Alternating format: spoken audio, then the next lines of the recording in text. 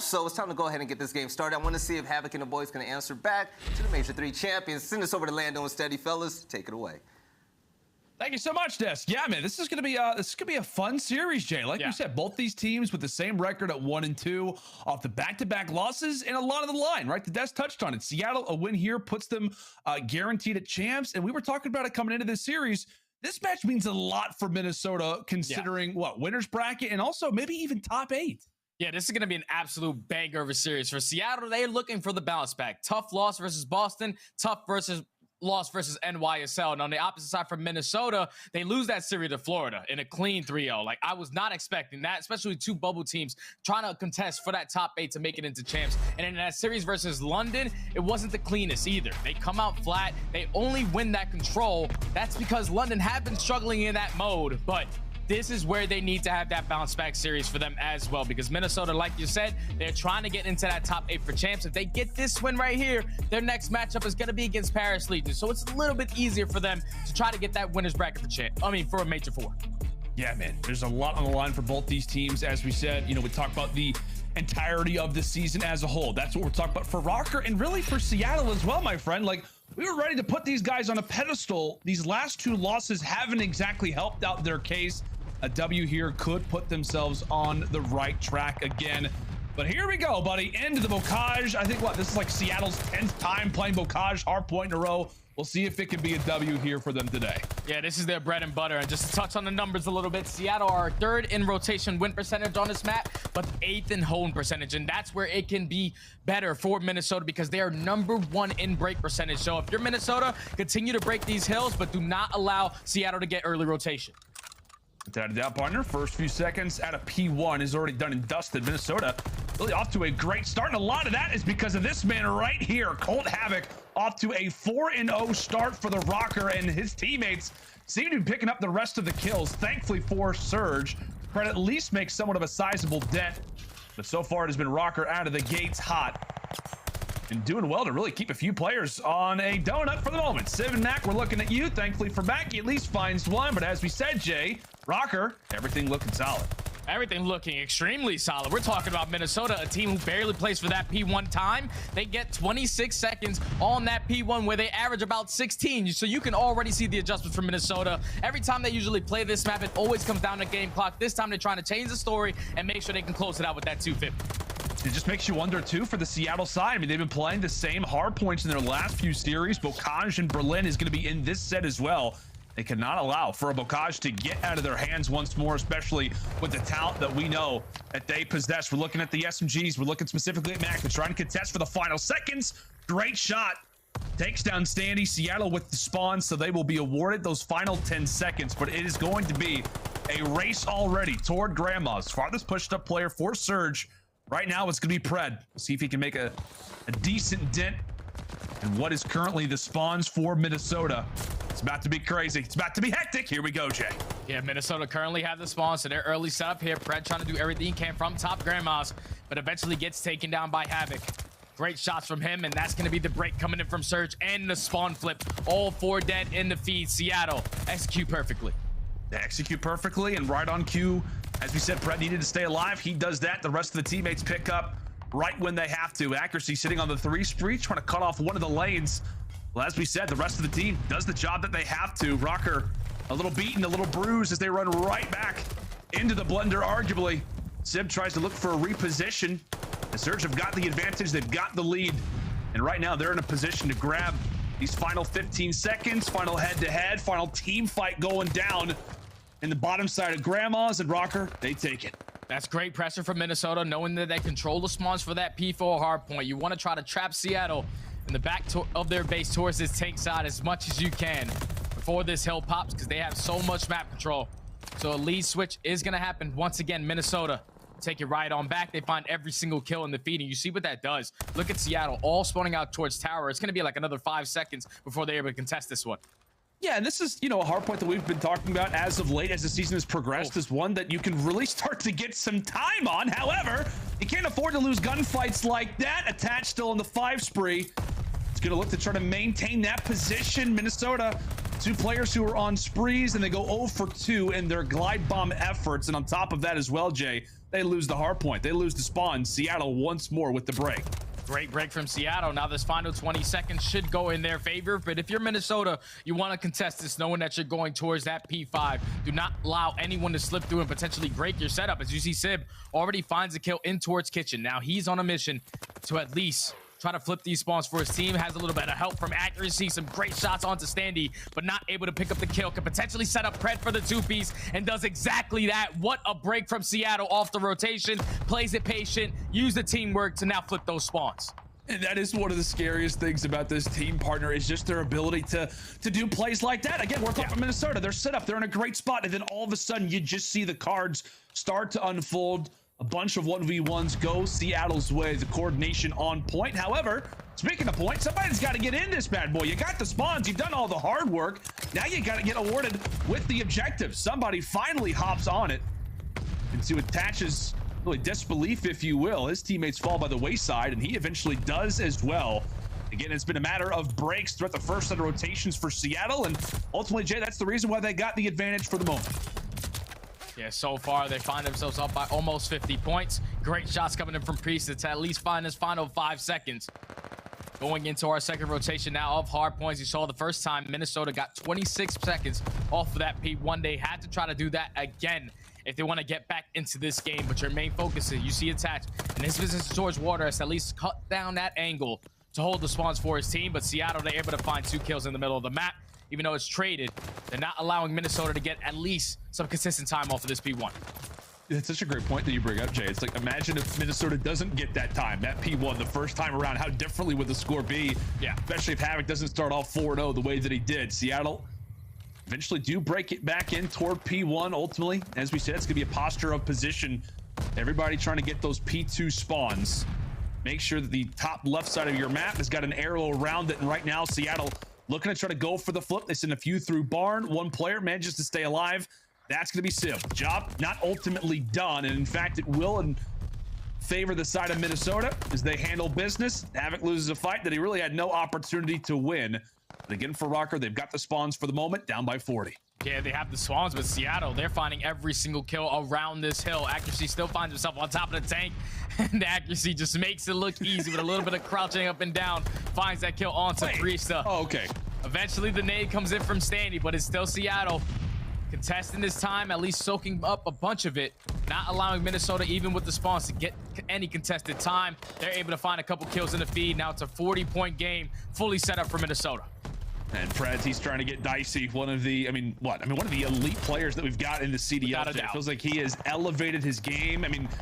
All of us as talent, like we've been talking in the green room, like, is he maybe the best SMG that we have in the game? We'll leave that debate up for really anybody at this moment, but he is without a doubt up there when it comes down to best SMGs in the league, trying to bring his team, wield his team to an early W. As we said, back-to-back Bocage losses for Surge. They find themselves in the driver's seat for the moment. And more in particular, they've got the spawns for next.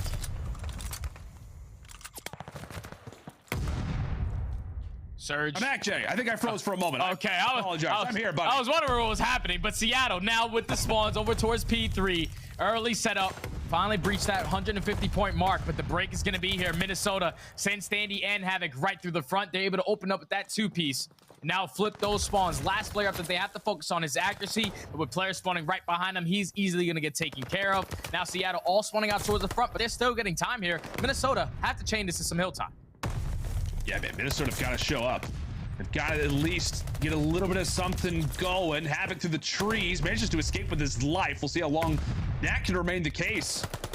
The Surge continue to pile on the seconds. Again, for Røkkr, it just feels like they've had the spawns. They've had the better positions, but they've really not been able to do a ton with it. Again, in the midst of the chaos, in the midst of the bodies hitting the floor, the bottom side of Grandma's, we need to step aside and go to a listen. Let's check in with Seattle. One shot standing in the corner. One shot standing in the corner. Nerd. There's 2 on me in mid. Stay up. I'm trying to step. I'm needing top on. Wait, T1. Mid Dylan tractor. Hold in T2. Dylan tractor at one time, okay? Hey, stay alive. One is tractor Dylan. Hey, I'm looking for him. Okay. T3. He's spawned coming T3. Back door barn, one shot. Back door barn and dub. Yeah, back door barn, one shot. He's tractor again. Okay. Tools dead. That's one. I'm seeing tractor. I jumped out mid. I'm nading. Tractor. I got the guy. Tractor dead. Last time, I have spawners. Frontal, dub, Standy. One shot. Can you get him? Nice. I got him. Stay left. I have 10. They're going back. I'm sliding across one shot. Trips one shot. Just one shot. Hut Dylan, he's going up the street. I'm gonna go top stairs maybe. One time. I have right. Okay. Once we get low left. I have the right. I'll play low left. Once front time. Okay. I'm playing right. tower. Hey. I'm on new time. You could go tools, man. I'll look your front, bro. They could go tools. I'm holding bottom mouse. Front. Big hold here, guys. Okay. Yeah, tools on me. Tools. They go tunnel. You can go A player low. Well, there's been a lot of talk about the Seattle team possibly being in somewhat of a slumber post their Major 3 victory, but these boys are firing in the comms. Let's see how the other side is sounding. Let's go to a listen now with the Minnesota Røkkr. I'm running up and trying time. I got tower. One time and one out probably. I'll kill time. Just tell him and get out. Get out. I'm going. Time. Close left. Dead. I'll get your mid. I have your mid. I have all your mid, bro. Getting your tower, guys. They can't take left. Mid street and then tower. Look bottom. Mid street and I tower. have bottom. You got bottom. Tower. Watch out. Absolute time. He's what tunnel? Max one shot middle. Tunnel mid. Front. Yeah. Tunnel. He was big time. One more. Ramp. I'm over. He hit time. Ramp hit time. Yeah, I'll pick up left. They bought out then. I'm Nice. laying that time. One shot on time, Nathan. He's at the time. He should die. He's weak as fuck. He's weak as fuck. Mack went up on house. Maybe Mack Mack went front door, I think. Alright, yeah, they could be taking left out. Left out. Yeah, I can help you there. They're They're gonna spawn cube. I've give up there. One's P2. We got I sick got you, P2 Tables, and we're looking for Go my tables. It's probably house somewhere. You guys play around time. Yeah, stables. Get out of time. Kill it on time. I send him low barn. Keep time Low right. barn in mid street. Keep time right. Low barn in mid stables. Dead. I got one left. After reload. Low barn in mid street. I can see low barn. I'm there, guys. I'm hanging out there. Nice. We flip. Down. Bring Rogan Someone house. top house. Yep. I have top house. I got nade. I got to get out of time. I'm one shot. I can see mid street. Make him Fine, outside. fine. Play through left, guys. Yo, he's low house, low Bottom house. house. Okay, back One street. shot. Back Left street. one shot. He's gonna Keep time go right. Yep. Deep breath. Keep time right. Keep time right. I'm hitting Way out to back left. up. Anytime. I can get Anytime. there. All day. Low bar's all day. Really weak. Go I got him, we got time. All day ledge. All They day can be ledge. stables. They can be stables. I'm looking stables. There's two on me. He hit me back. There's two on me. Run away. Have your help. He's flying at you, dude. Pred. One's behind you. One's One's out of behind tank. you. Oh, yeah, get me on the street. On the street.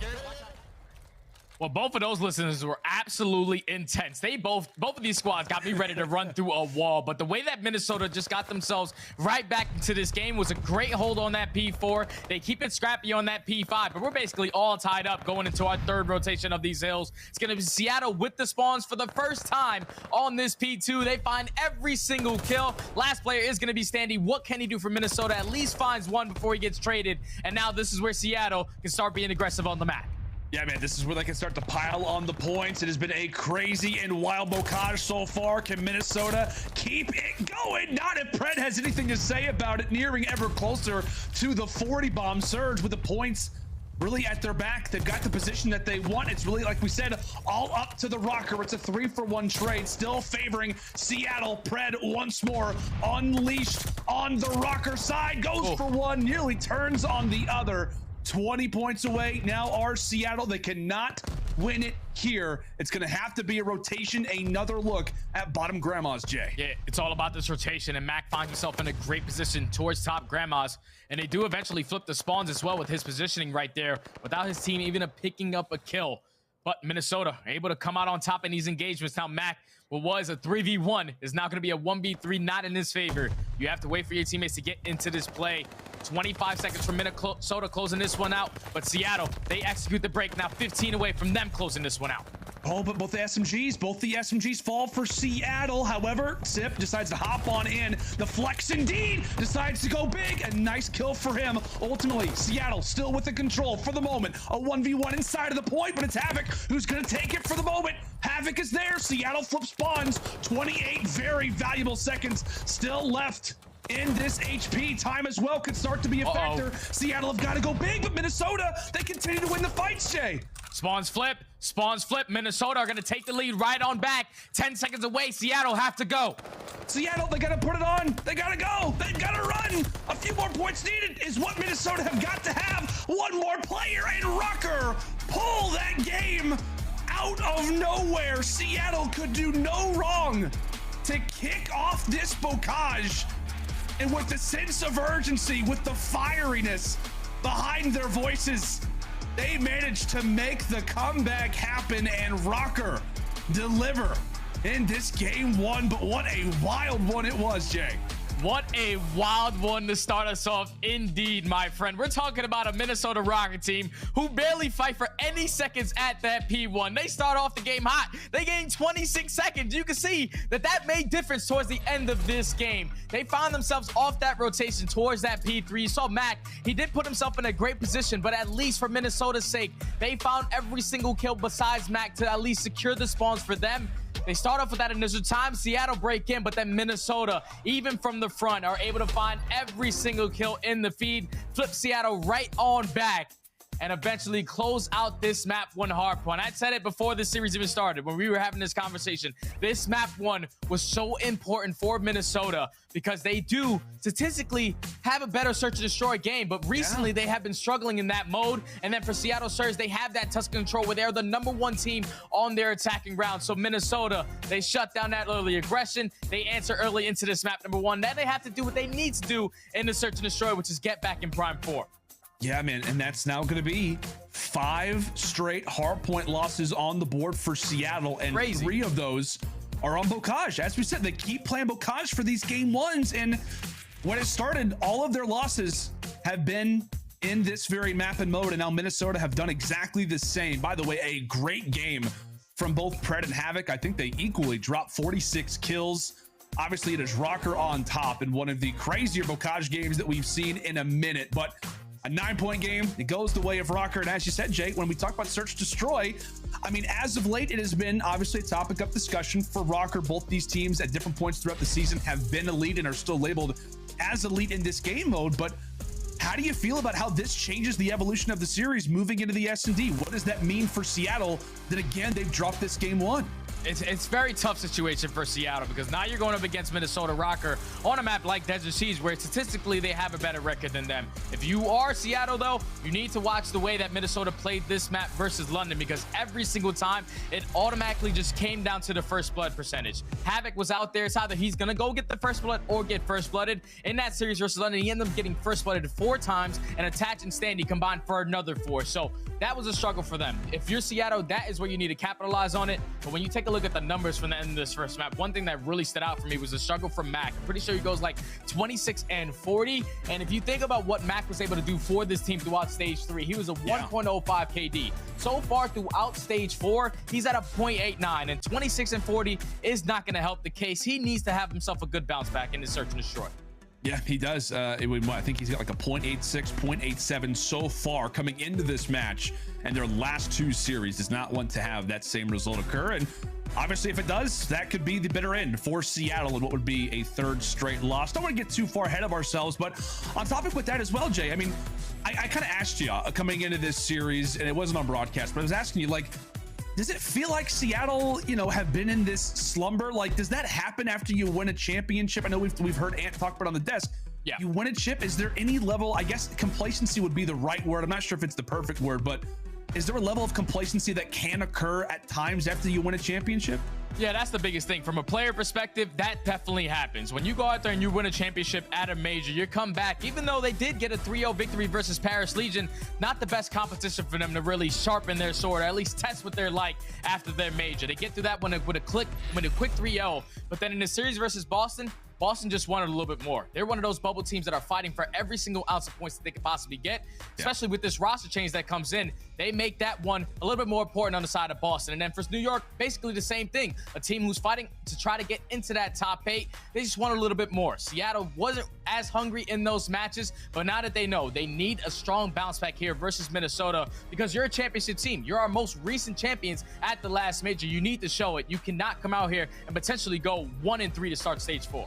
Yeah, we're talking about another hungry team who is also on the bubble, right? Trying to make sure they can get into that top 8. As we said, Minnesota, with the record that they do, a W here. They've got Paris, I think, tomorrow, if not the day after. And depending on how Paris plays, I mean, that could be another W for Minnesota. 20 points, that goes such a long way. Does. For any roster that we have in the CDL, especially for a team, like we said, is just mere points away from getting into that top 8. A great first hard point answered out of the Røkkr, and now questions start to occur for Seattle. What can they do in this search and destroy? Jay, is there anybody that you look out for specifically for Seattle as we hop into round 1? One player that I'm definitely looking at is going to be Accuracy, the Iceman. On this map specifically, he's a 1.22 S&D KD. So he has that tremendous clutch factor in his genes. Looking at him to really lead his pack to try to at least tie this series up. That's how often, right? We talk about for Seattle. It's like, okay, Surge start to struggle.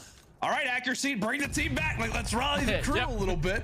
And he'll have to do it in this Search Destroy. Great first blood granted there for Pred. Unfortunately, Seattle's vet does hit the floor. Rather, the desert floor? I don't know. The beach, the sand, whatever you really want to call it. The terrain indeed is quite interesting here on Siege. A sunny day, but 45 seconds left before this one comes to a close. Information found on to attach. He'll look to try to stay alive as the bomb does get planted. Yeah, bomb's gonna get planted now. 45 seconds to work with. Mack does know the positioning of attach, but attach with great shots. At least able to find that kill, make it a 3v2. Pred finds a second kill on the round, at least force it to a 2v2. But now it's on attach. Attach in a great position. I don't know if Simp's gonna be able to check it. He does. And now in the 2v1, it's all left up to Priestahh. Up to P-Dog, 1v2, both players in his sight, 20 seconds to play with, does not want to give one away, and they line up for two. It is a collateral there for Priestahh, all smiles, as Røkkr walk away with our first, but in such crazy fashion. What was that? They lined up perfectly for Priestahh. Like, he's shooting Simp right off the rip. But then Pred, he's not expecting him to be right around the corner. Just walks right into the pre-fire. Does not give Priestahh that second kill. I'm pretty sure Simp does take down Pred. But makes it a whole lot easier when that second opponent is going to be weak. What a clutch from Priestahh to now put Minnesota up 1-0. Wow. Yeah. Obviously on the scoreboard, you know, he only gets one kill. But, I mean, really, it's two in the end. It's an unfortunate team kill. But nonetheless, man, what a crazy start for Seattle, and maybe the tone setter indeed. Havok trying to get all kinds of aggressive, and despite being weak, decides to go back toward the other side, stays alive. Meanwhile, Standy is involved in the early trades. Pred off to a nice start, 3 kills for him. Now evens things up for Seattle at a 3 versus 3. Bomb site not officially decided upon yet. Looks like based off the mini-map, the bottom left of your screen, that A bomb site is going to be their target. However, attached there to slow things down, and same thing for Priestahh. It's up to the Aussie, and he falls as well. Another round for Røkkr. Minnesota stands strong on the defensive end. They are the second best team on defense on this map, and it showed there. Standy getting that first blood, even though Pred does even out the numbers.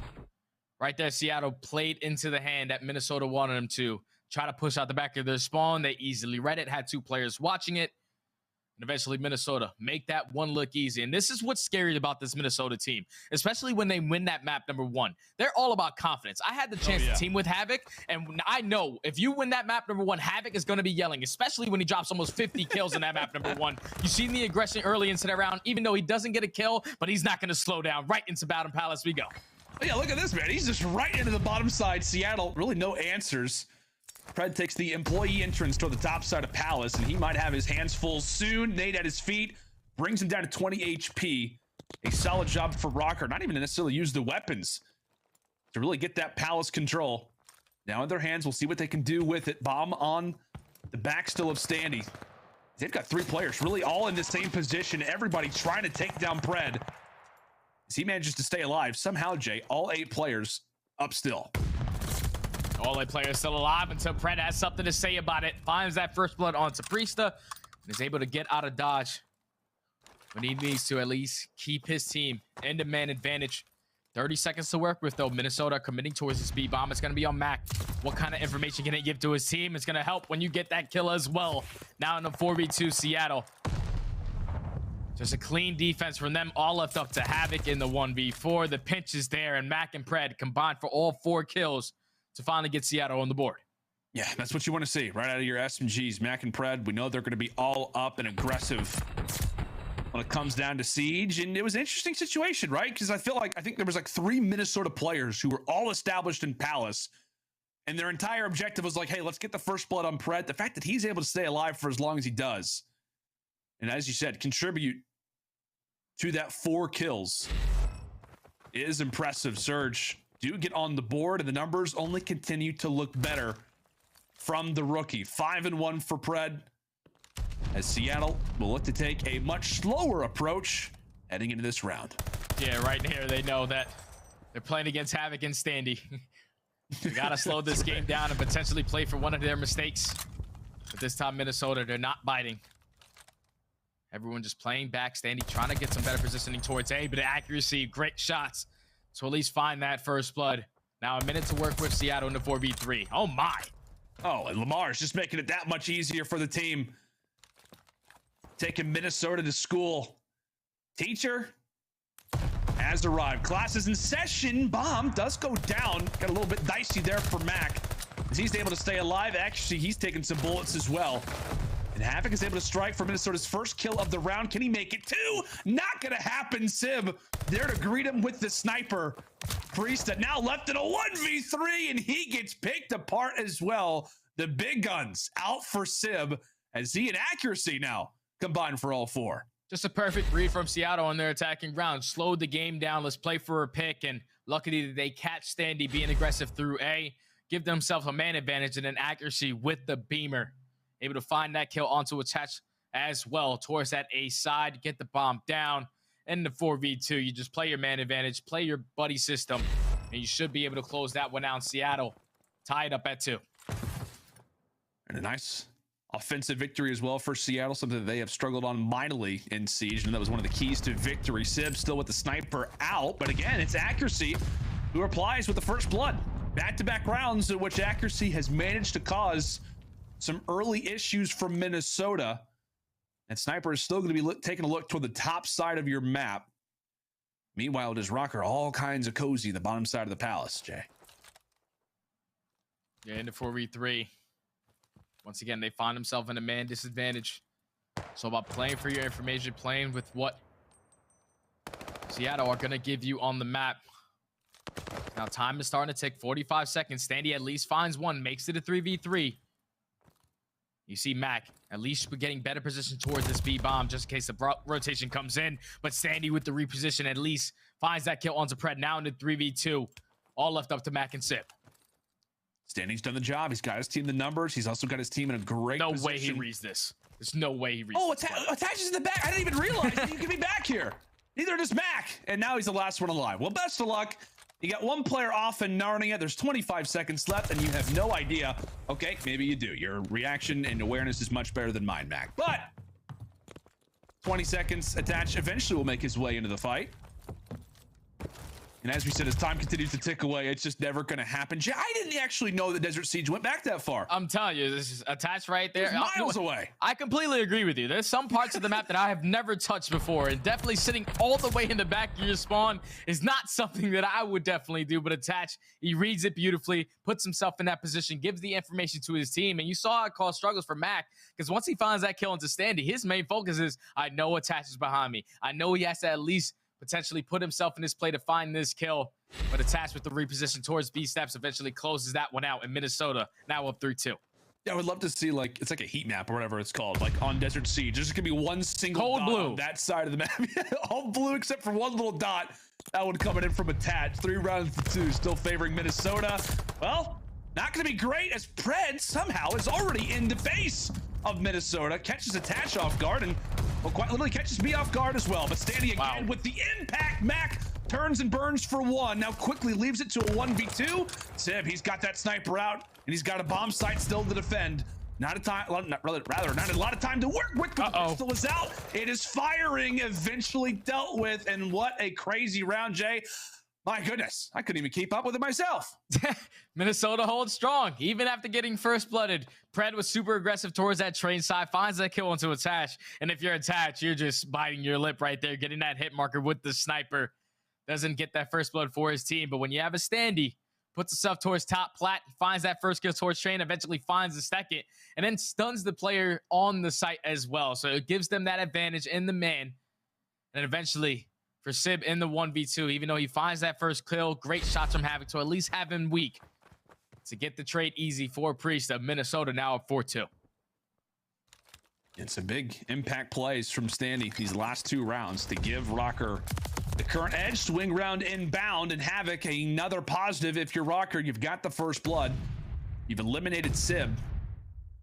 We'll see what they can do with that information. It is currency indeed, and right now Mack is swimming in a whole lot of cash. However, Standy is there. Can he make another impactful play? Fred is there to drop him 2v1. All up to the Iceman. Non-stop trades all over that B site, but now it's accuracy. Mr. Clutch into 1v2. Gonna hit the long route all the way around trains, and I'm pretty sure he's able to at least spot attach. Running him through lower trenches side. So he's just gonna take his time, wrap himself all the way around. Gun. Attach just put himself behind that wall though, so it's not gonna be an easy one for him. But eventually Attach gives us a positioning, so now in a 1v1. Accuracy v Priestahh. 20 seconds to go. Priestahh, he sprung to his right. He does. 15 seconds left. Just has to play the time. Great work there out of Priestahh to hold off what could have been the 1v2 from Accuracy. We call him the most clutch player in the league, and the stats will back that one up. Røkkr had to be careful to make sure they didn't allow for something too crazy to happen, but Jay, they hold on, and now that is 3 rounds straight for Minnesota. Yeah, that was just great work for Minnesota to have a player in a position every single time an engagement was going on the map for that trade. Because once Mack at least finds that kill, makes it a 3v3 on bomb, you already have a player there for the trade. And then when Pred slips through, another player shoots in the back, finds that trade as well. They always put themselves in the man advantage and just kept it the entire time. And now put them up 5-2. And now finally, Havok's position at that B site is going to have to be repositioned as he gets stiffed out. But Attach cannot win this battle versus Accuracy in this first blood. Already Seattle in the man advantage.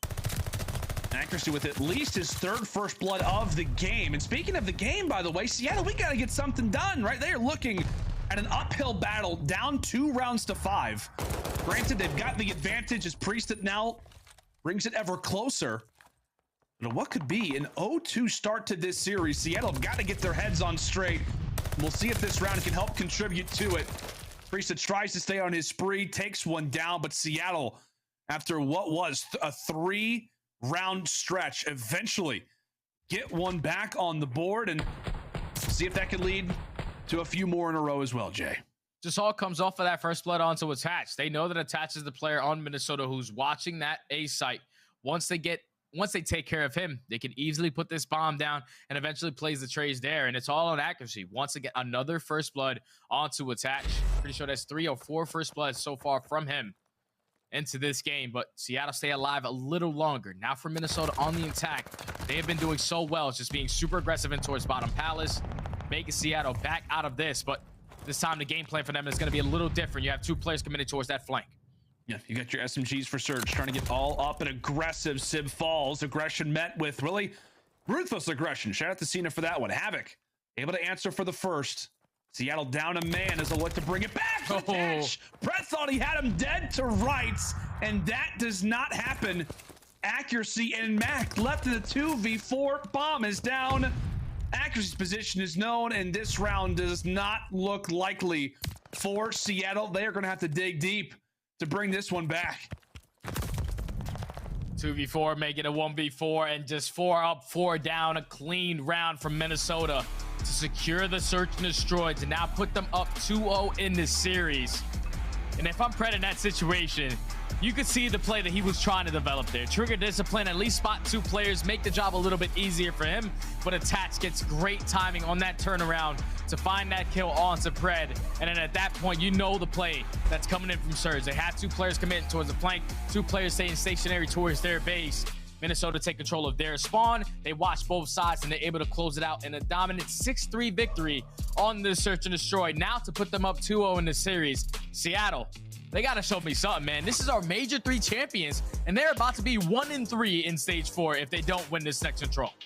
Yeah, and on top of that too, Seattle, they got first blood 6 out of, or I think they went 6-3 in first blood, yet they lose. They lose 6-3 in the Desert Siege. Just crazy stuff. I feel like this series just started, Jay. Like, I really feel like we just introed the series. We're talking about Bocage, and now you blink your eyes and you miss it. And you miss it. Seattle down 0-2 with the Tuscan control up next. I mean, it feels like there's a time to reach that panic mode, and it feels like it could be right now for Seattle. They're going to have like a, I don't know, a halftime huddle. Actually, going to have to give the guys a speech, maybe even the coaching staff as well. Somebody has got to get these guys back on track, or they could be looking at their 3rd straight loss, and maybe their 3rd straight loss being in a sweep fashion. Folks, do not go anywhere. This series is only going to continue. We'll see if it can go further than this, but when we come back after the break, we are headed toward Tuscan for some control.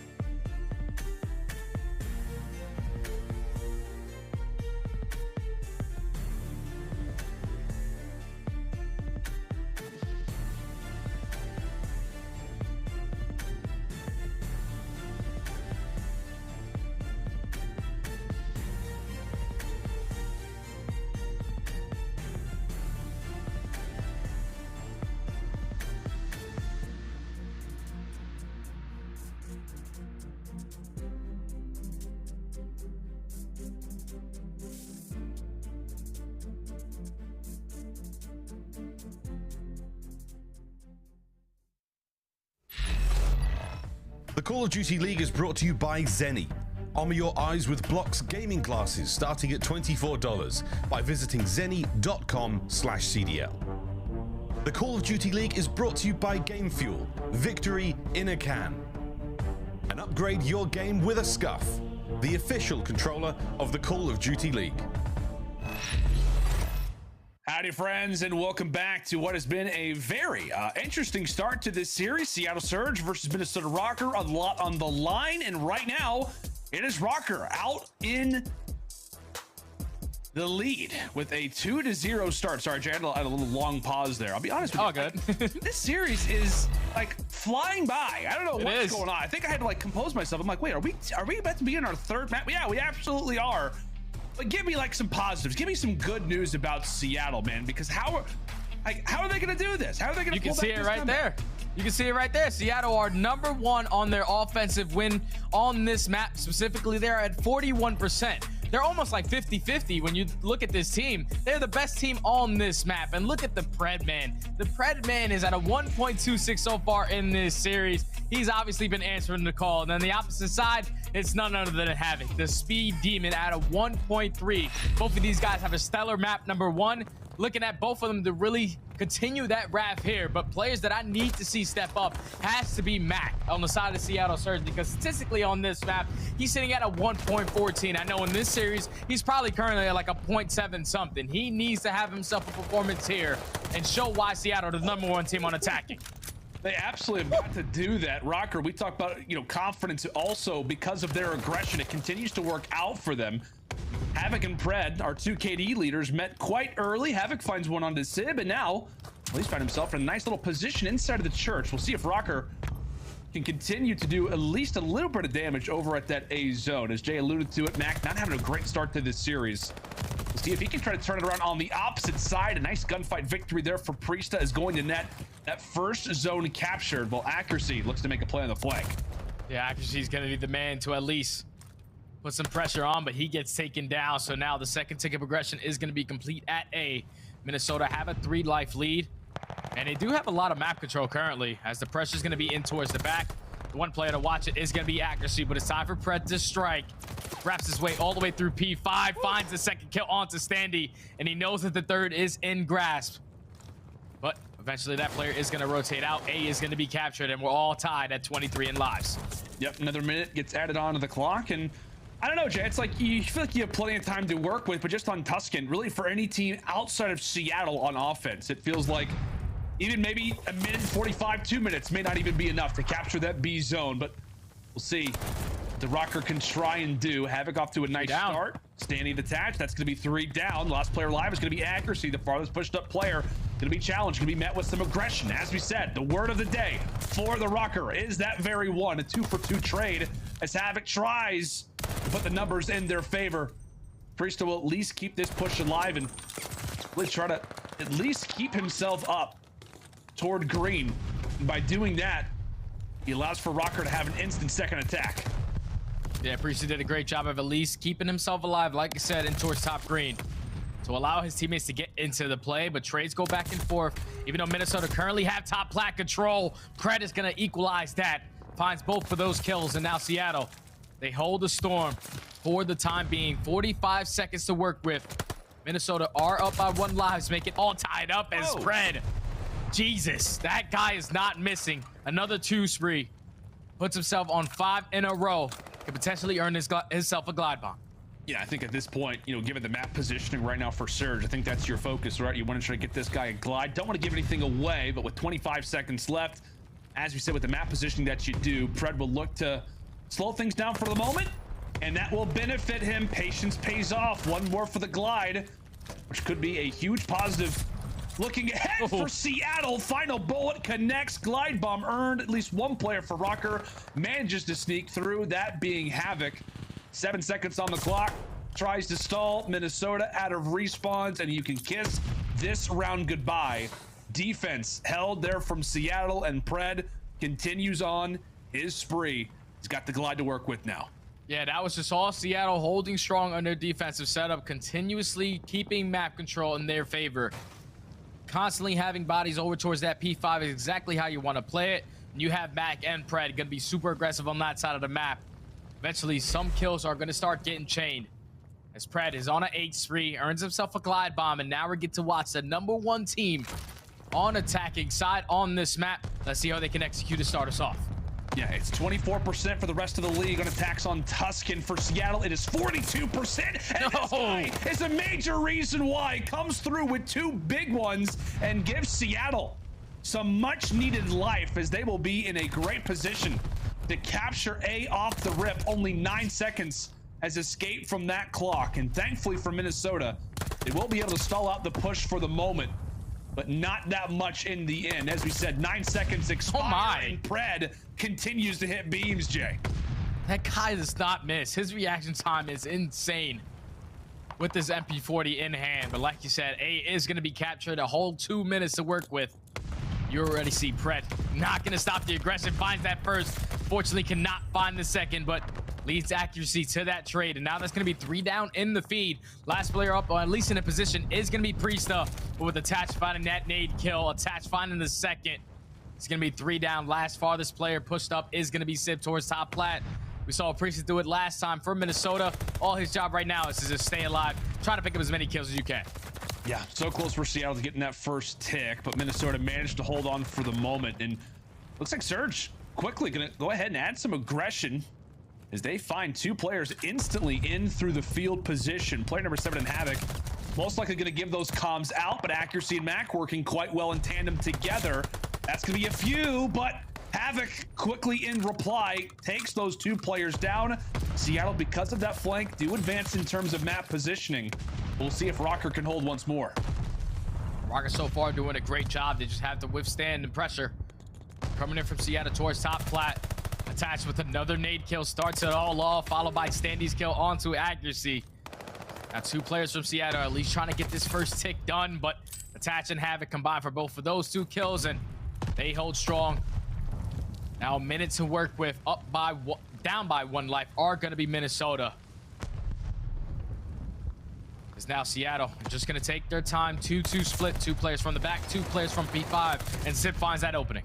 Oh, this is beautiful. This is beautiful, especially depending on if Pred can find this kill or not. He falls, and that leaves the 2 players out to dry in the back. Accuracy is at least able to find 1 for his troubles. We'll see what he can do with this positioning. Well, he's actually able to find the second. So Røkkr, they leave Standy in that 1v1, thinking that he's got that one for sure. It doesn't manage to be the case. Accuracy does fall in the meantime. So does Mack. Feels like Seattle are working off of limited numbers throughout this round. They've had some great opportunities, but they've really yet to have all 4 players ready and firing to go. 25 seconds on the clock. Simp in a great spot. He's going to be joined alongside by Pred. We'll see what they can do as Simp starts things off with a pick. They find that opening kill. Now it's all about containing the map control. Pred eventually finds the second. But do they read Attach in towards top P5? I'm pretty sure he gets some bad timing there, so Accuracy is able to find that kill. So now they have top plat control, they have back spawn control, and Minnesota only have 5 lives remaining. This is such a crucial moment in this game. No more respawns. Seattle are going to be able to complete this first tick, but if you're Minnesota, you cannot allow them to win this round. Can't allow for them to do that. Attach decides to jump on through. He falls. 2 players left. Now make it 1. Priestahh, last player alive. The second tick is going to be captured for Seattle. Finds the first pick, and honestly, yeah, just needs to throw his body at this. Die intentionally to make sure that Seattle does not find that 3rd one. But Jay, I mean, what, man? It's just impressive stuff from the Surge. They put on display exactly why they have that record. The reason why the disparity in the percentages for attacks on Tuscan are exactly the way that they are. 2 to their name and 2 up now in this control, my friend. It was just a good split from them. 2 in the front side, 2 from the back, and then eventually they find those kills towards the back end, and then I'm pretty sure Attach gets some really bad timing in towards P5. Turns around at the wrong time to give that 3rd kill onto Accuracy, and then at that point, Minnesota didn't have any lives to play with. Seattle did exactly what they needed to do. First think about the kills, and then worry about the ticks. Now Seattle find themselves up 2-0. Simp also earns himself a glide bomb, so now they have 2 of them things to work with. This is looking scary for Minnesota. Yeah, man, the rookies showing their worth. Rest of the team doing what they have to, while the young guns do the jobs on the spree. Right now, Standy, the sole man inside of the objective, he has not had a great game. Only 4 kills in the entirety of that 2nd round. Meanwhile, Attach sitting at 20 and 10. Gonna need some consistency from Røkkr, as they will allow for everybody to leave their positions at A, and it could work out quite nicely. Havok explodes for 2, but the last player who was in the point again was Standy, and he falls. Røkkr back to the drawing board they go as Seattle look to punish them for that early aggression at B. Yeah, they have to go back towards A, but you see the map control right now. The Seattle have 2 players already contesting this A point. At least get the trades on point. Accuracy is going to be the last player up, and now with 40 seconds to work with Minnesota, you have to try to at least complete that A segment. But you have to think in the back of your mind, there's 2 glide bombs that you have to dodge.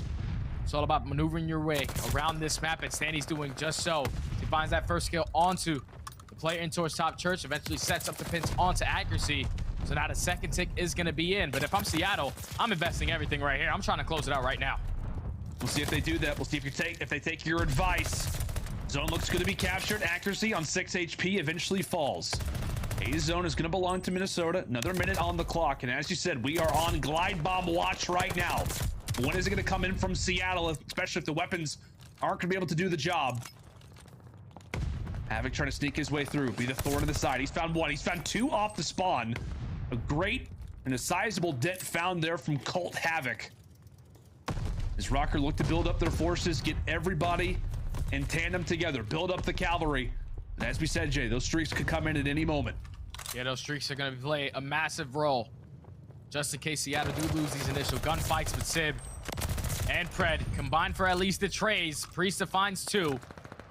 So now with 40 seconds left, Attach and Priestahh, your job is to at least keep your positioning. But Mack with some great shots takes down Attach. Now this is basically going to be the last push coming in from Minnesota.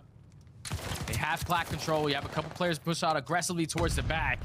And Havok does find that first kill. But as long as Seattle keep these kills traded, they should be okay.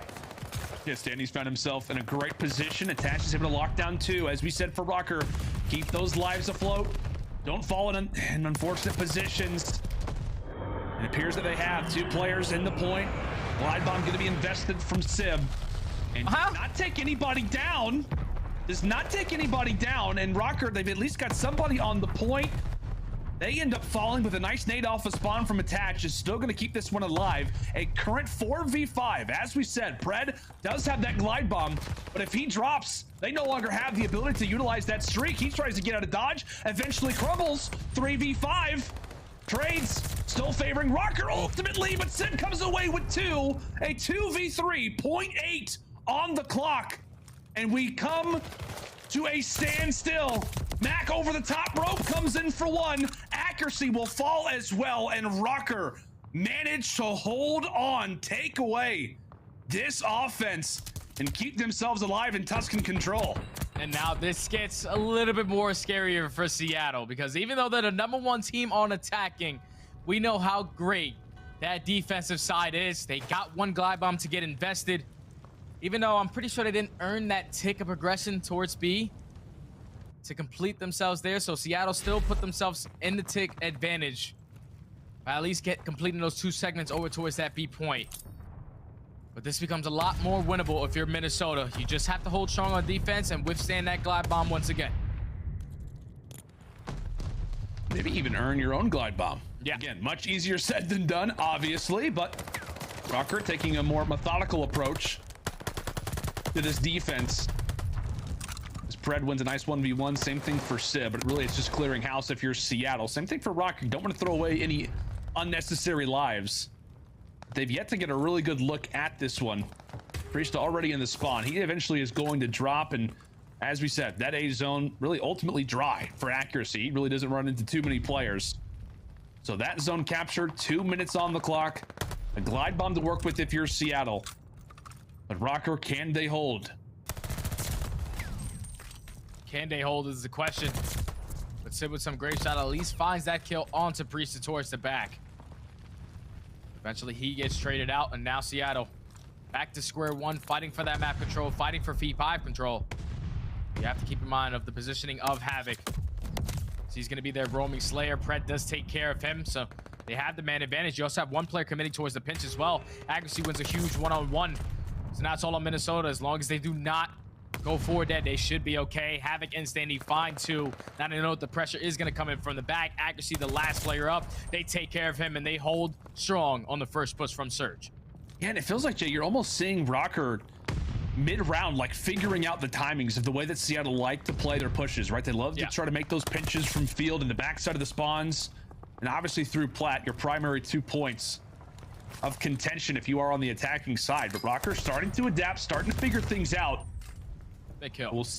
The ninth kill comes in from Mack. So Seattle gains some map control. P5 start to make their way through. 2 strong through the field. 1 hits the deck. Sib still alive. Having a great game, by the way, at 31-16. Obviously had that glide bomb invested earlier. Lays prone and gets handled. Good work again from Røkkr. Holding steady. 45 to go. Minnesota holding strong. I'm pretty sure, though, if Seattle, even if they lose this round right here, they do secure that defense going into this round number 5. But they're going to just try to close this out here. Mack wins a huge one-on-one in towards P5. The trade comes in towards TJHaly. Now the double stack is going to be here. What can Priestahh and Attach do? Priestahh, unfortunately, not able to win that gunfight onto Simp. Now it's Mack's turn to be aggressive, but unfortunately, he gets traded. And Standy with the team nade takes down 2 of his own teammates. But at least there's no more players from Surge on this side of the map. 20 seconds to work with. Farthest player pushed up is going to be Accuracy. Last push coming in right now. Standy clears the board, and while it is unfortunate, it does allow for Seattle to have a little bit of an entry. Accuracy decides to storm his way in. Not the greatest of timings for Seattle, but we'll see if it does pan out in their favor. Mack decides to hop inside of the objective. The farthest pushed up player for Surge will fall, and Minnesota down 0-2. Bring us back to a round 5. Minnesota doing what they need to do on defense, and if I'm Pred, it was a wise choice from him not to invest that glide bomb here. Because now Minnesota have to win another offensive round versus a fairly strong defensive team with the glide bomb to work with. If I'm Minnesota, your game plan has to be to strictly plan for your kills right off the rip. You know that Seattle likes to contest this 8-point down to the very end, but it's all about slaying right off the rip to at least start you off so you don't have to worry about that glide bomb later on. Did Minnesota make the 0-2 comeback? Take down the Tuscan Titans. When we talk about just control in general, 11-2 in their last 13 are Seattle, as the SMGs for Røkkr try to handle business early. As we said, they've been playing with great pace so far throughout this series. They're going to try to do it again. Somewhat of an off map so far for Standy. We'll look to see if he can try to turn things around. As you see Røkkr firmly established and a decent amount of Seattle's base. Okay. They've got free time to roam, as that time is going to be paused for the moment. They continue to win their fights. Attach and Havok, the first players here. They're just doing it in the slang right now. Havok finds another kill onto Accuracy with the AR in hand. But now you see when his teammate loses that gunfire, let's just back up. We have 2 minutes and 15 seconds to work with, up by 3 lives. Very crucial moment for Minnesota, as Pred is going to be the first one to attack. He finds that not being a good idea. Unfortunately, another teammate comes in for Minnesota. We're taking our own lives away now. They are indeed. Can't allow for that to happen. And it just felt like somewhat of an unorganized push there for Røkkr. A few players, maybe not aware of the timings, jump out and sacrifice their lives. So 0 for 1, at least in the attacks with that A zone captured. As we said, Seattle eager to bring this one back. They've relied on control so much throughout this season. And can they do it again just to get us to a game number 4? Well, they're 1 minute and 30 away from at least starting the journey. As Røkkr, a lot of white arrows positioned around this B zone. Things slow down for a moment. Pred, another fantastic game for him. It's gonna get met with some early plays out of Havok. Plan gonna be thwarted, and he also takes down Standy through the box. The time continues to tick away. 1 minute left now, Jay. Yeah, right now, Minnesota, they're kind of tunnel visioning, all trying to flood through P5, but Seattle, they have held strong every single time. Someone has to at least try to commit towards this flank, so you can try to open up this point. As long as Seattle keeping these kills stagnant, as long as they keep on trading, this is exactly how you want to do it. Great shots from Attach onto Pred. But still, a great hold from Seattle. 45 to work with, and they got the glide bomb. Minnesota have to put something together now. That's right, they do have the glide bomb still. Seattle, a lot to work with. Time in their favor, streaks in their favor, positioning in their favor. And Røkkr pull off something special. It is not going to be easy, as we said, with that streak still looming. Here comes the play. Priestahh out of the picture, but Standy, a great headshot. there on the Pred. Unfortunate part for Standy is that all of his teammates are gone, and well, so is he. 10 seconds left, and it looks like Seattle are gonna bring out the glide bomb just to secure, just to make sure. Dot the I's, cross the T's. It looks like they have done the job that they had to, and despite what looked like an 0-2 comeback brewing for Røkkr, Seattle hold them off in the round 5 and finally get a map on the board. It took a little while, Jay, but this series is far from over. Series is far from over indeed, my friend, especially from Simp. He had one hell of a performance on that control. Pretty sure he goes like 46 and 22. The guy was a man on a mission. You saw it right there at the end. Minnesota were trying to set up that play to at least attack it from the backside. They find that opening kill onto the player in steps, but then Simp, he was the player in church, knows that where the push is coming in, sets up that repinch onto both of those players, finds both of those kills, and that eventually is what closes out the map for Surge. He had 34 non-traded kills. That's insane. On the opposite side, Attach had 30, but a 45 and 22 performance out of Simp, earns himself the glide bomb. Even though he doesn't get a kill with it, he had himself one hell of a performance from start to finish of this map. Yeah, and over 9,000 damage out of the rookies as well. Impressive stuff for Surge to rally around. And as we said, man, I mean, we expected them to win the Tuscan control. It's just a matter of getting off to a slow start. As we said, losing those Bocage hardpoints, it continues to be a thing for them. At times, losing those search destroys has continually put them in a hole, but it's the same story. Right now, it's going to come down to this Berlin hardpoint. Bocage and Berlin have been in the set now 3 times in a row. In their last 2 series, they've dropped not just the Bocage, but this Berlin in this Game 4 slot. Do you think they have what it takes, Jay? Do you think what you saw in that last respawn, do you think they have what it takes to send us to a Game 5 Seattle? I think they definitely have what it takes. Seattle, at least statistically in the beginning of the year, this is one of their stronger maps. So far throughout Stage 4, hasn't been treating them too nice so far. But just the way that they've been looking, at least in this respawn, guns are hot. Like, you had Pred put up 46 kills on that map, number 1. 36 kills in this map, number 3. And then Simp, he finally comes alive for this team in a respawn. Almost goes double positive. Actually does go double positive on that map. To secure that round, and to secure that map and then keep his team in this series. But it's all going to come down to this Berlin hardpoint. If they can finally close this one out. Seattle are number 2 in break percentage, but for Minnesota, they are 11th on rotation win percentage, but 1st in hold percentage. At least one crazy stat that really stood out to me, though, shout out to my guy Chance. He told me that from Stage 2, Stage 3, and Pro-Am, Seattle were the best team at that P1 hardpoint. So far in Stage 4, they're the 2nd worst at that hill. So that really tells me the story. If you're Seattle, you need to make sure that you're early set up for that P1. If you're Minnesota, it's all about winning that early rotation and holding down your hard points.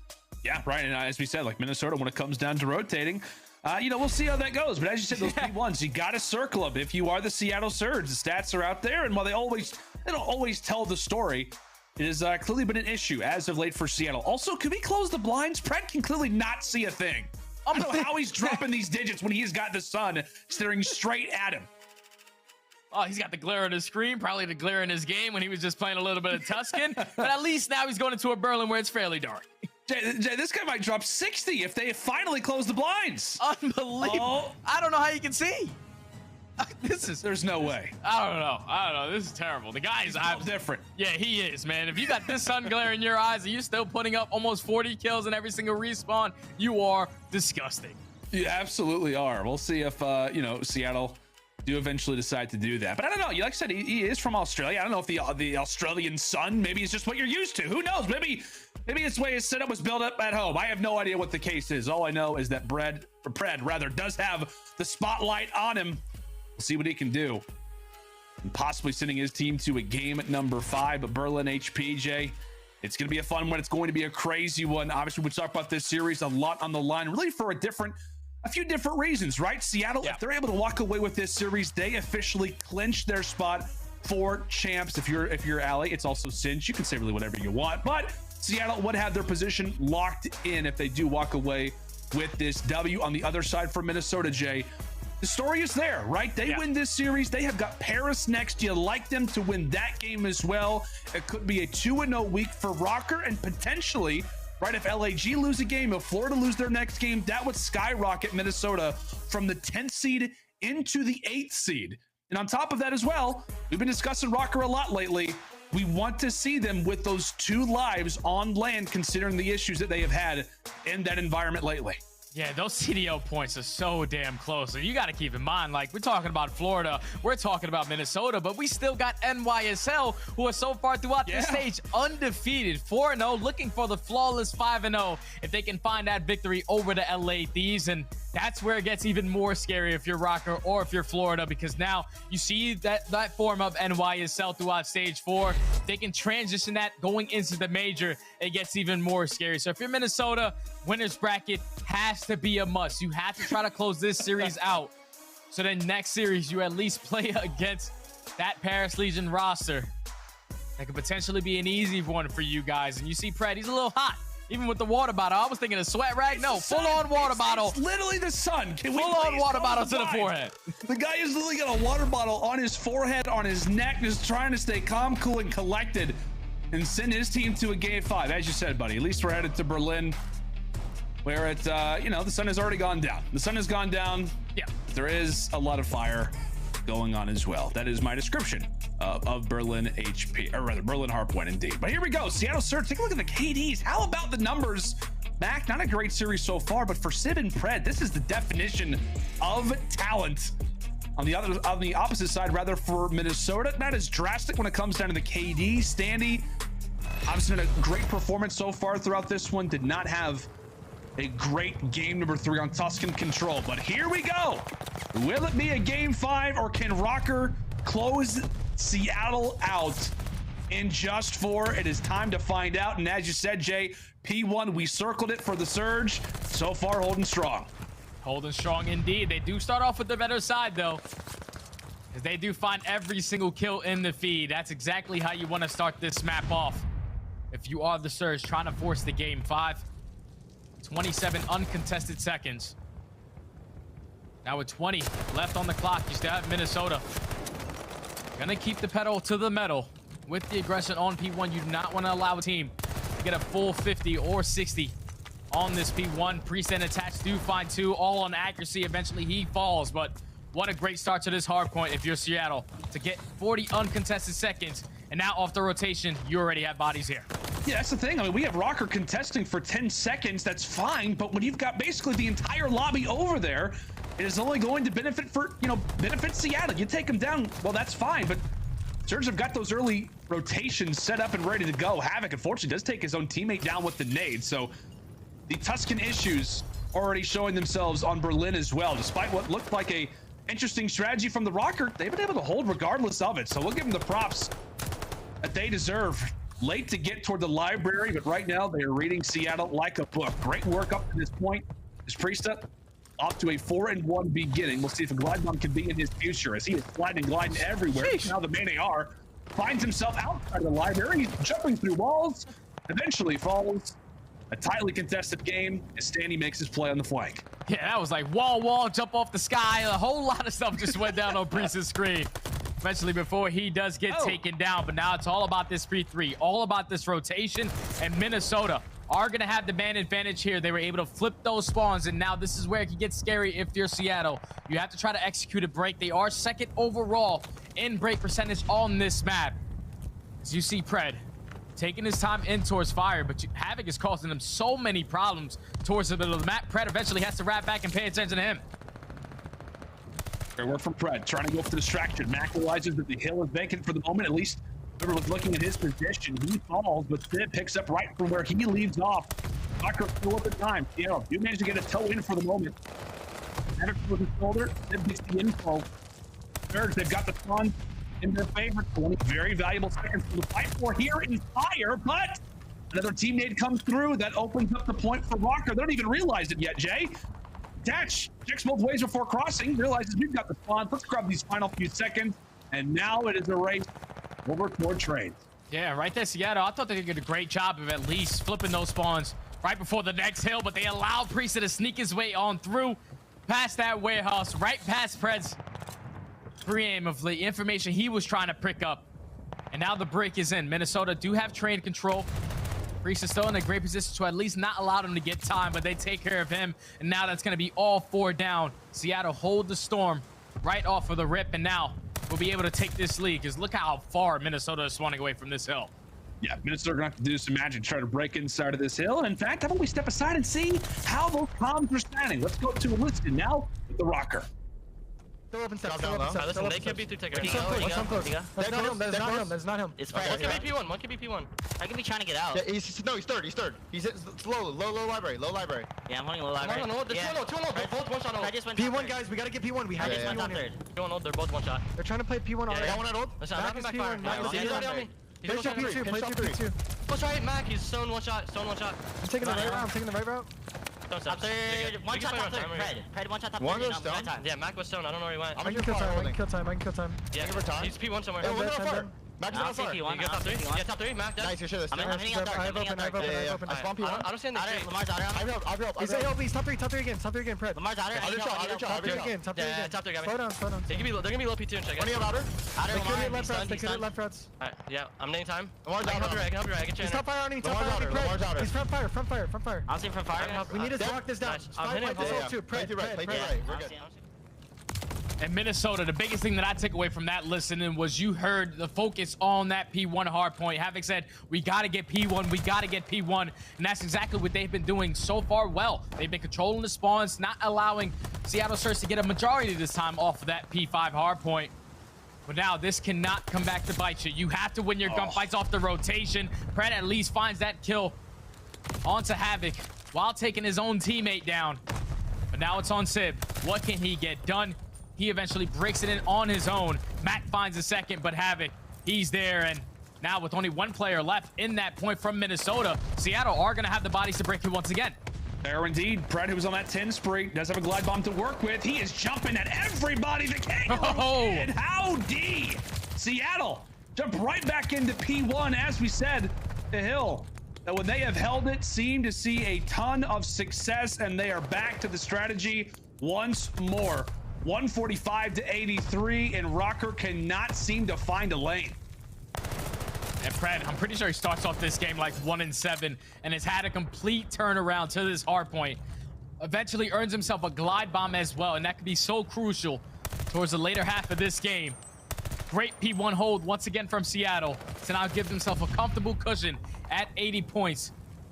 Now it's all about this rotation. Minnesota have to answer by changing this P2 to this P3. They are going to be here set up early. Someone eventually has to get in this time. So you can really get in there first. But what, you got 4 players all around library and nobody wants to reveal their position. Standy decides to go ahead and will make some bit of water cooler conversation. He'll look to break the ice. Wow. And he'll have to pay for it. Take a look at that feed. 4 straight. Seattle break in perfectly. The patience pays off once more for Surge. They break at P1, and Jay, they just broke at P2, doubling Røkkr's score. Yeah, this is a scary situation now for Minnesota, because Sib, he was the player that goes all the way on that route, all the way through P1, and wins a huge, crucial one-on-one to secure the spawns for his team. But that's going to be 3 dead in the feed now. Minnesota getting this final couple of seconds towards this P2. They have the number advantage off the rotation, but you see all the bodies of Seattle all focused on street side. They're keeping the kills traded. You also have a player farthest pushed up, but Attach does win that gunfight onto Pred, and you see the spawns. The spawns automatically flip. Now Seattle have to try to hold this from the front. Røkkr, they've got the formula to do it. They've got the spawns in the back. They got to remain composed. They got to remain consistent. Priestahh, he jumps on through. The feed continues to favor Seattle, and despite the chess-like move out of Minnesota, it does not pay off in the end. Double century mark reached for Seattle, and despite the cleverness out of Røkkr, Pred is pulling out a clever strategy himself. Hello, Havok. How do you do, my friend? 21 and 12 out of Pred. He continues to dominate, and so does Sib. They can do no wrong, it seems, Jay. 30 points away from the dub, and I'll be honest with you, brother, this one feels all but over already. Yeah, this one's chalked. The way that Seattle are playing, man, they're out-rotating their opponents. They're getting the kills when they need to. And now they also have a glide bomb to break any hard point that they want, besides probably P1. But Now we find ourselves towards this P4. Minnesota basically have to play perfect hard point from here on out. It's a 14-point game from Seattle Surge to close this one. The glide bomb is going to get invested. All the information going to his team, and they find that kill onto Standy. Now it's all about the pressure. They know where everyone else is. Mack finds the second kill. Priestahh eventually does find a trade, but now multiple players attacking in towards Warehouse are able to flip those spawns. Now Minnesota all the way across the map at fire. Yeah, and that was just a beautifully played streak as well from Seattle. Obviously, they're in the driver's seat, but he calls in the glide bomb, does Pred with his teammates.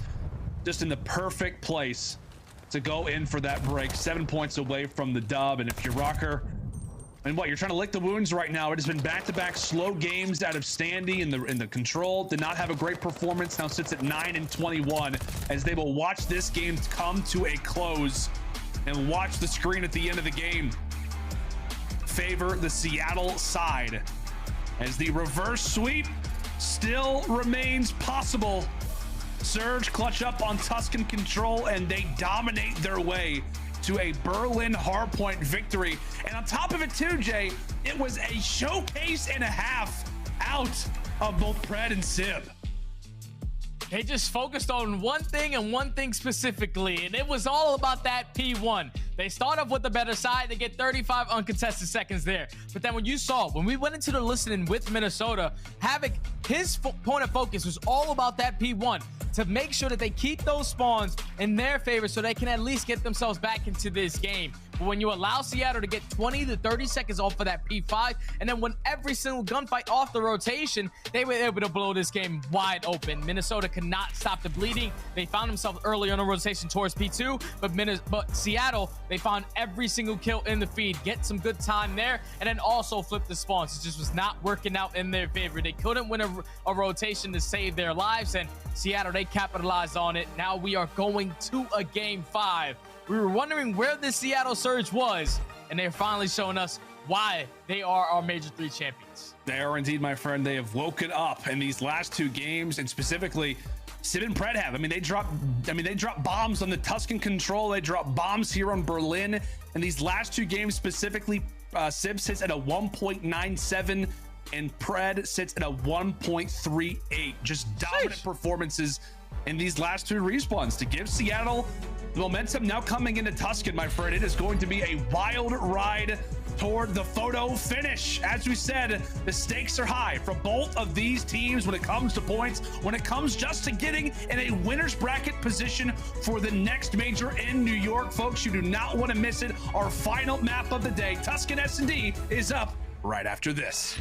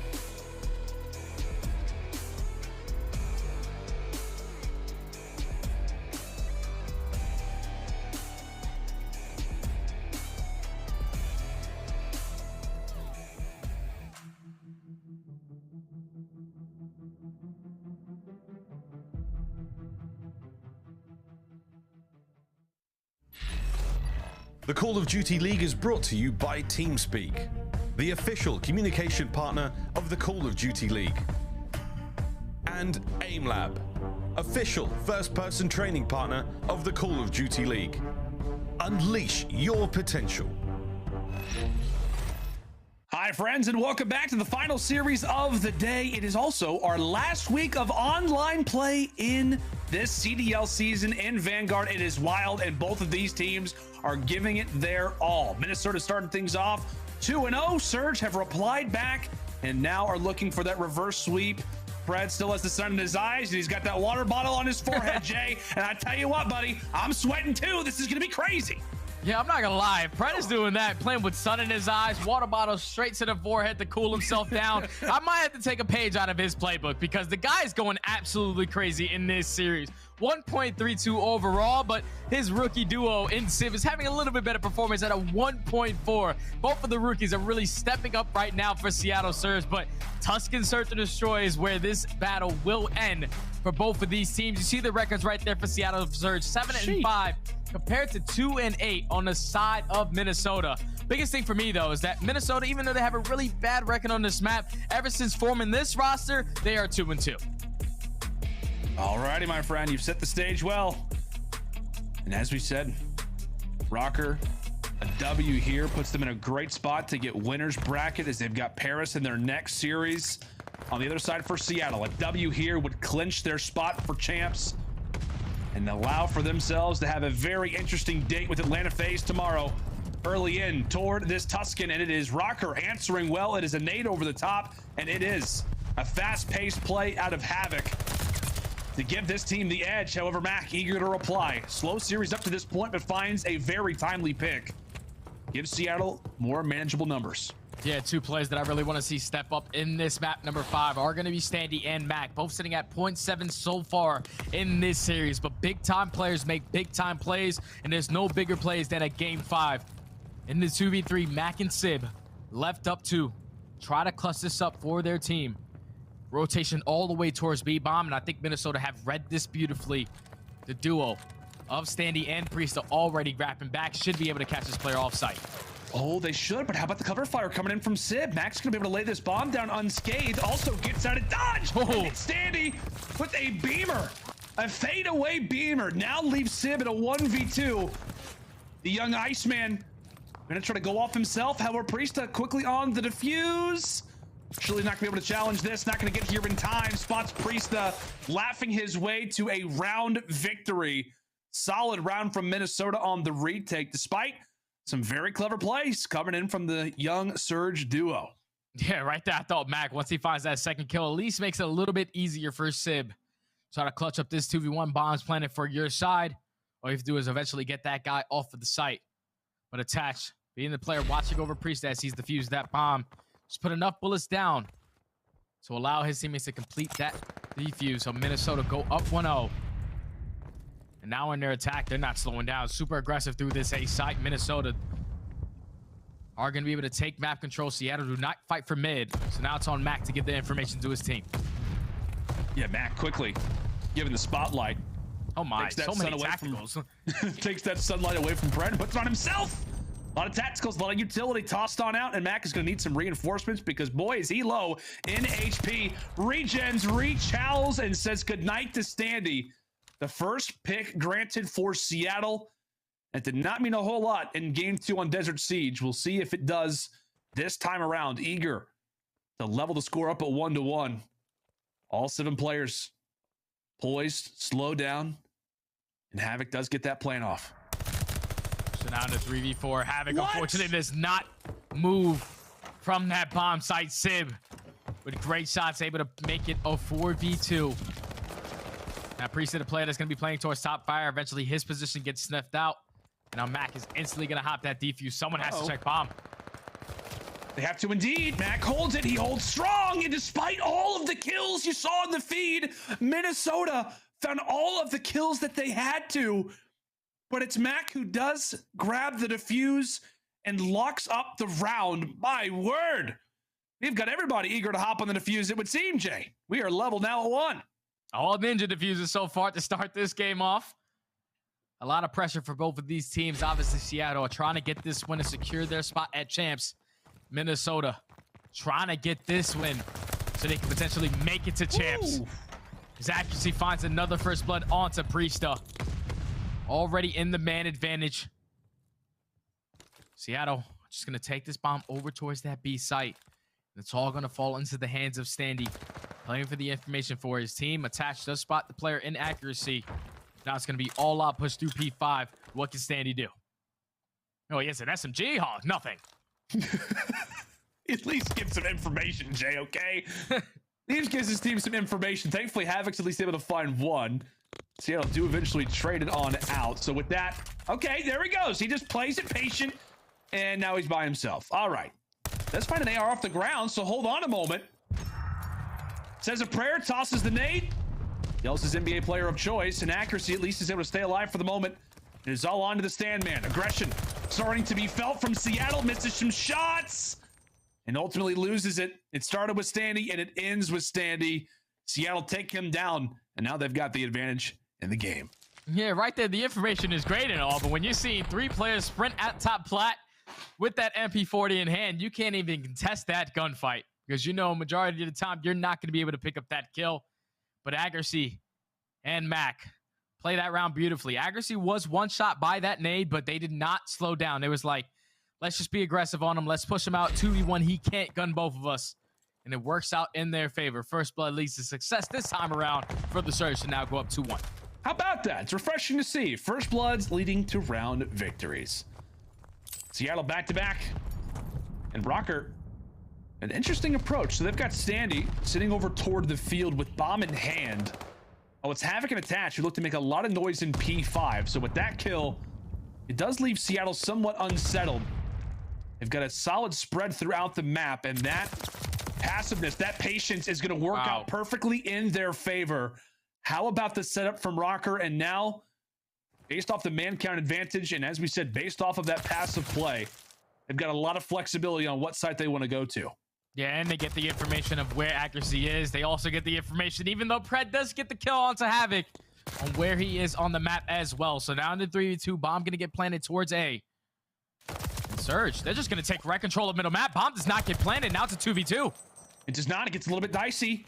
Pred, no, the 1v2. Spots Attach for the first. No, the other player is on the plant, but Attach holds true. The automaton manages to take down the Aussie off of the top rope in what looked to be a very scary situation, Jay. I mean, what? If Røkkr does not get that plant down, we're thinking aGeRy might have made the play. I mean, if Pred wins that 1v1, that very well could be a round for Seattle. But Minnesota hold true. And once again, we are tied. And that was just a great play from Minnesota. They find that first blood onto Simp on site. And then, like you said, Standy playing that position towards back vines. Eventually catches Mack being aggressive through field side. Puts it into 4v2 to now tie us up at 2 apiece. Seattle just going to take control right off that A bomb, but this time Minnesota, they do have mid control. They're ready for this push. Nades, information is currency in Pred. Well, boy, I don't know if they're ready for this. He has got a lot to work with. As you said, Røkkr not prepared, maybe not ready for it. Attach gets out of dodge, but does he know that somebody is hot on his heels? He's got an Australian Shepherd ready to take him down. Not for 1, but for 2. 3 out of Pred. Truly a predator. My word, like a snake in the grass. Spitting that venomous Vegemite all over the Røkkr, and they never stood a chance. Røkkr put in a box, and Seattle grabbed their 3rd round. I thought Minnesota were perfectly set up for the A push when they took mid-map control, but Pred, he sneaks his way in through bottom church, gets great timing onto Attach. I'm thinking that the entire time Attach is like, someone is behind me, someone is behind me, someone turn around, but no one gets that information, and Pred finds 3 to close out the round for Surge to now go up 3-2. Minnesota need an answer, and they match aggression with aggression. Now a 4v4 bomb has been planted, all on Seattle to retake. Can this series just never end? Can we just get rid of round 11 and just keep going? What a battle that these two teams have been on so far. Mack does manage just to escape for a moment. Bomb did get planted early for Røkkr, so objective is going to be on to them. And how about the plays from Havok? Gets the bomb down, finds the 2 kills. does sacrifice his life in the end, but this is going to be a round for Minnesota. Written on the wall, Simp tries to hit the shot, but Røkkr are able to bring it back after what was a highlight reel on the opposite end. They deliver and they bring it back. 3-3 now. And it all comes down to just the play that Minnesota wanted to attack right there. Forcefully just put that bomb down immediately at A. Then you have Priestahh committing towards the flank. He spots Mack, but then Havok repositioned himself a little bit better this time on that site. Finds that two piece. So eventually open up the round. Eventually secure it for Minnesota to now be at 3-3. Such a back and forth game 5. Who's going to be able to pull away with this? That really is the question right now. Just can anybody get like a 2-round advantage? That'd be great. Nice toss from Standy, but it's Simp who makes him pay. Picture perfect placement on the crosshair, and Pred will also find a pick himself. The Young Guns bringing this round back for Seattle, and how about the position that Pred finds himself in? How about the positions? Pred can do no wrong, and Seattle fired up again. How about that timing? There's no way in hell you can read these plays if you're Minnesota. Pred just got a kill in towards Top Church, and he's already in P5. Oh my! What a shot from Simp to at least even up the numbers, make it a 3v3. But if I'm Minnesota, my main focus right now is where is Pred on the map, because that guy is playmaking out of his mind so far in this game 5. He is indeed, and honestly, you got to be aware of Simp as well. It's like the classic duo, a great sniper, along with the player who is just always there in your face with the aggression. But maybe it's Mack's turn. Maybe it's his opportunity to get nice and dicey, get up in the face of the opponents. Is Røkkr not officially settled on what they want to do as of yet? They've got that bomb sitting in P5 with a decent display etched across Tuscan. Nothing settled as of yet. Minnesota playing their cards very, very close. Yeah, Minnesota get that first blood onto Pred. Finally, they find him and they take care of him. It's not a man advantage, it's all on accuracy. Unfortunately, not able to win at least one of those gunfights. Now puts them in the 4v2. Bomb is going to get planted. Simp with the sniper pistol in hand. He's trying to at least get one. Jumps right out of top radio, finds the first kill. And I thought, every time, if he would have hit that right there, I would have been jaw to the ground. But now Mack in the 1v2, 30 seconds to work with. And Priestahh, he's going to look to send himself out wide, go for a late flank, just try to stay up, put some more pressure onto Mack. Melt, some shots are out. Attach gives away his position. 20 seconds left, still doable. And oh my word, Mack weakened up Priestahh a fair amount, but P-Dog holds down the AR, clutches out the 1v1. And these two Titans continue to battle, Jay. Back and forth, back and forth. These mind games right now between both of these teams are insane. Right there, Seattle, they're thinking we're not going to give up a free A-bomb plant and have to 4v4 retake again. But Minnesota plays perfectly into their game plan. They played nice and slow for a neutral setup. They find that first blood and then eventually find the second onto accuracy. And then display the trades. Now at 4 apiece. These are the crucial moments. This is also where the game starts to slow down as well. I mean, at least you'd like to think. Obviously, when we see the first blood come in from Havok, it's not with the weapon, but it is with the nades. We'll take that every day of the week as Røkkr do answer with the first blood. But as we said, in situations like these, knowing the value of each life, the game starts to take a little bit of a different pace. Bomb planted instantly, so Røkkr gonna have to make the retake. They do have numbers. And attach. Oh, I feel like he had a pick there. Oof. Great play from Standy to read that late flank coming in from Pred. Now it's all on to Simp in the 1v4. He gets taken down. And Minnesota, after finding that first blood onto accuracy towards top fire, they knew even if the bomb is planted, Pred is somewhere trying to set up a flank. And Standy reads it, finds that kill, forces it to a 4v2, and then a collapse on A-bomb to now put Minnesota at game point. 1 round away from securing this win and potentially earning themselves that winner's bracket if they can find the victory in their next series as well. Crucial moments right now for both of these teams. Yeah, this could be the game, more specifically the round Both of these teams, more specifically Minnesota, look back at either with the smile or with the frown, recognizing that that was the one that got us in the winner's bracket, that got us the opportunity to get that top 8 position to move into champs. Comes down to this moment.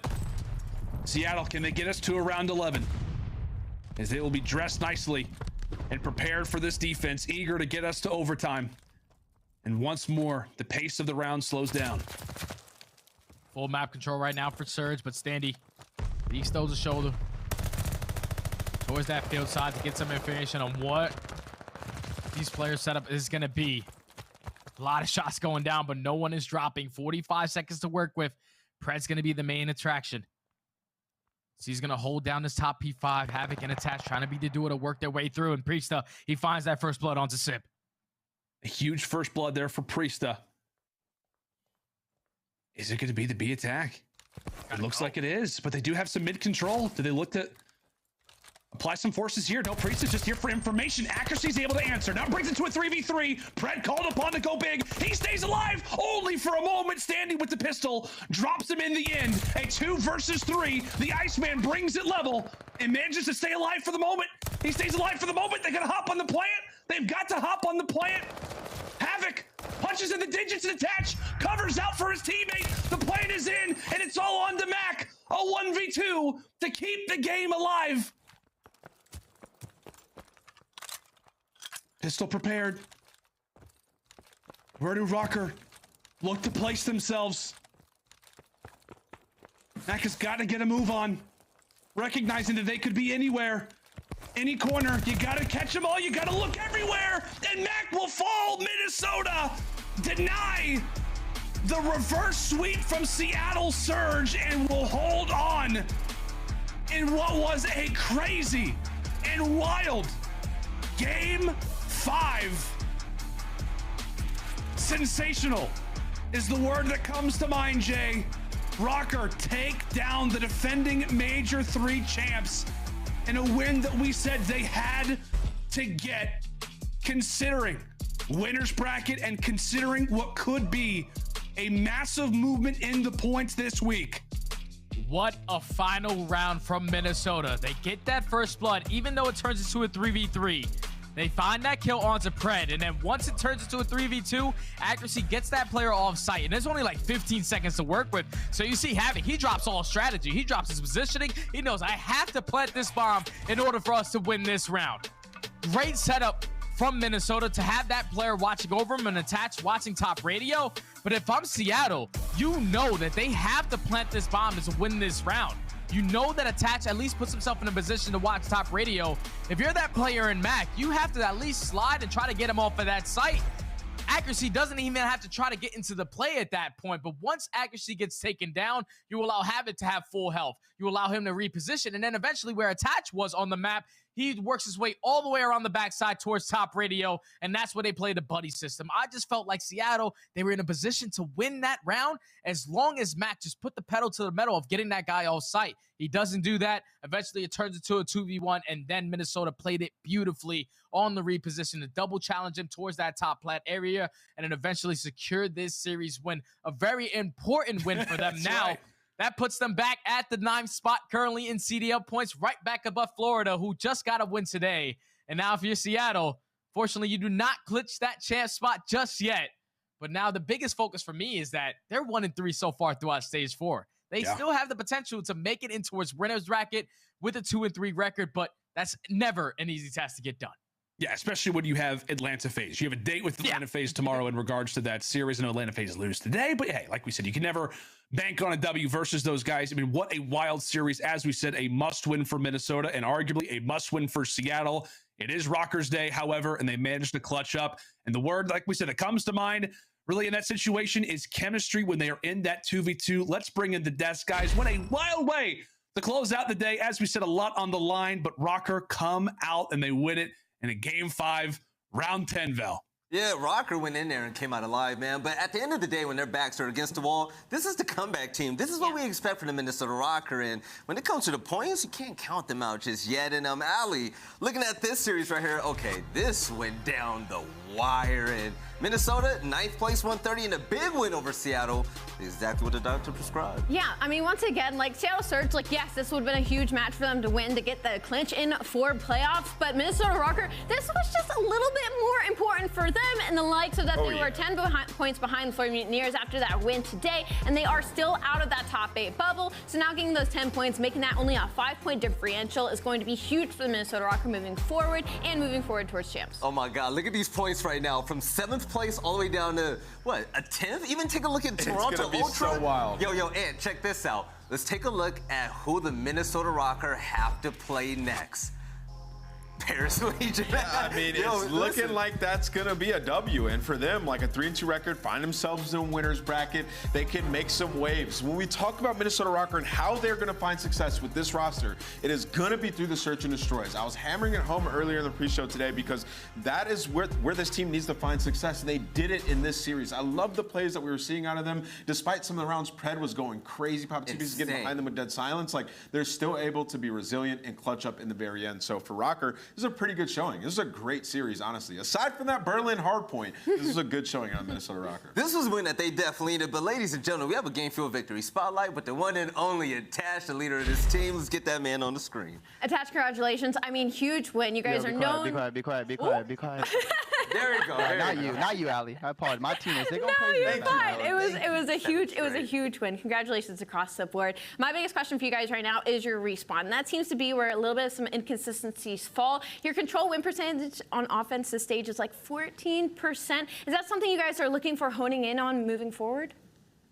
Yeah, we kind of have to just get it back because we were really good at control last stage and it kind of fell off this stage. So we got to rethink what we're doing again and get on the same page so we can start winning those. But I do got to say, I told my teammates before this match, I said, guys, last weekend we played London. It was my dad's birthday and all he wanted was a win and we lost. And then I was like, all right, it's all good though. We have another chance. It's my mom's birthday today, so happy birthday to my mom. Everyone, Happy birthday, Mama Attach. Wait, by the way, so I said, guys, we have to win on one of their birthdays. We cannot lose on both. And that was the motivation for today. So it felt good. I want to show some love. I'm sorry so much, nameless. Yo, Mama Attach came up to me and Ali during Major 2 and introduced herself. Yo, your mama's amazing. But hey, by the way, congrats on the big win. Go ahead. Yeah, congrats. Attach, a great performance. I wanted to ask you about Search and Destroy. When we saw you guys at the Major, you lost your 2 best Search and Destroys. And then since then, it seems like you guys entered a slump in that game mode. But in this series, that wasn't the story. You guys clutched up. It's fantastic performance across both of them. What was the difference, or what did you guys focus on to improve? Honestly, going into these matches in this week, I became the IGL and the play caller for Search and Destroy. Beforehand, we were kind of letting everyone do it and everyone chip in and make the play calls they want. But I really just want my teammates, because they're so talented and smart, to just focus on their game plays. I want to put them in the best positions they could be in, and then I know their gun skill and their clutch ability will let it handle the rest. So I'm just trying to make some good play calls and set the team up for success. Yeah, you're hype right now. I love the energy. Hey, yo, so the next watch party for the Minnesota Røkkr will be at a beer hall. I'm jealous. I wish I was there, by the way. What do you guys say to the fans for the next time you guys play Paris, which is, by the way, a bounty match, $10,000 worth?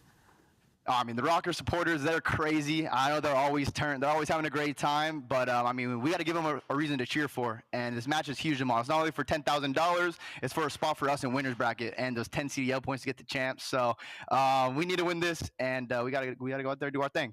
Yo, Tash, we love you here on the desk, man. Congrats on the big win. Appreciate you. Big win, and we'll talk to you next time. Thank you. Have a good one.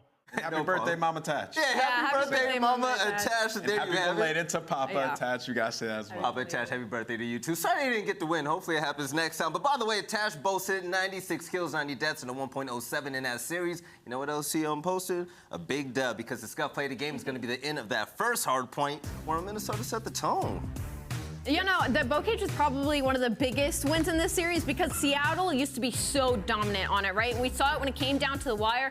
I believe it was Havok that got the three-piece to finally break this bottom hill, and that is what cinched it for the Minnesota Røkkr. Yeah, it was just a wild ending. I mean, they literally willed their way towards a victory here on this map. You saw the spawns flip like back and forth twice at the very end there. They were actually spawning in the back initially. They get flipped up by Surge, and then Surge is spawning in the back, and then Minnesota Røkkr re-break off the back of that big three-piece out of Havok. And then it's just mixy back and forth. Standy goes around tools. He gets a kill, and they're able to get inside and close it out for the very end. It's just a clutch game overall in the very end. Everybody made some big plays on the side of Røkkr. By far the most exciting game that I've seen today. Outside of that second series that we saw, oh, look at the hype from Attach right there. I'm loving it. The guys are hyped. They're bringing the energy, and they're definitely going to need it. We know about their record at this stage, but the question is, can Minnesota Røkkr end out the year strong? Hey, we're going to find out very soon. aBeZy, they have Paris next. Looking forward to the next major. I'm feeling confident about Minnesota, but what are your thoughts about the first matchup of the day?